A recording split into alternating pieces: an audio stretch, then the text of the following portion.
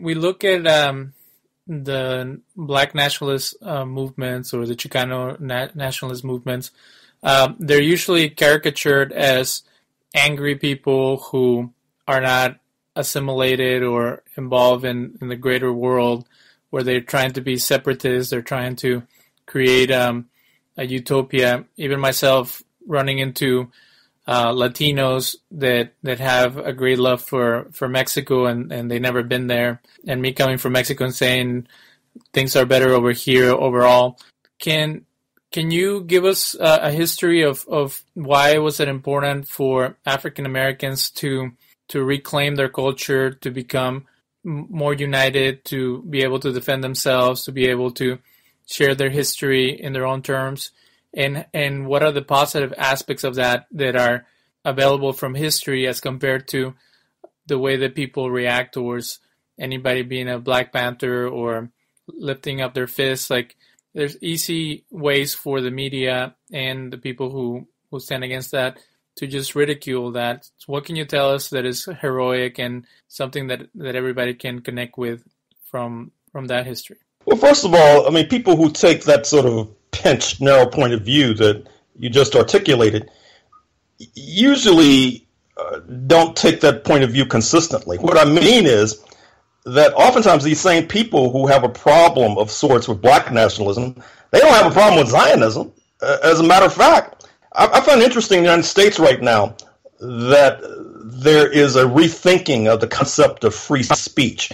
Traditionally in the United States, at least for the last few decades, the idea has been, well, let everything rip, even hate speech, because we should confront so-called bad speech with more speech.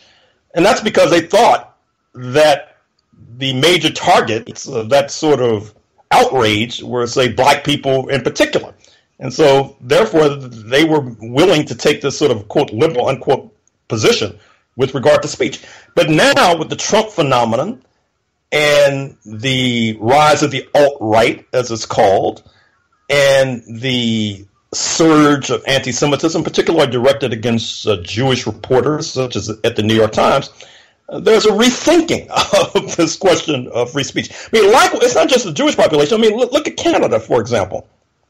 After the British defeated the French in 1763, removing the threat that the French in Quebec would aid the Africans, for example, in New York, which they consistently did. For example, in the major slave revolt in New York in 1712, what was left behind was a French-speaking population. And, of course, they've been very nationalist in terms of defending their language rights. Of course, France is officially bilingual. Canada is officially bilingual. Many of the prime ministers either are native speakers of French or they learned French, like Stephen Harper, the conservative, before the present Prime Minister, Justin Trudeau, who, of course, was naturally bilingual. And people in the United States don't have a necessary problem with Quebecois nationalism. As a matter of fact, you have a lot of people in the United States who would like to see Quebecois nationalism go to its logical conclusion and lead to a split of Quebec from Anglo-Canada, because then, of course, that would weaken Canada and would allow U.S. nationals to establish a firmer foothold there. So I really don't take seriously these critiques of Black nationalism and, so-called separatism, because it's not consistent. What these people are really concerned about is maintaining white supremacy. They feel that Black nationalism challenges and threatens white supremacy. They're interested in maintaining this rather mythological view of the past. They're concerned about maintaining racial privilege and white privilege. And that is what's undergirding this so-called concern about Black nationalism. So I really don't take it very seriously at all. Can you give us a brief history of Black nationalism?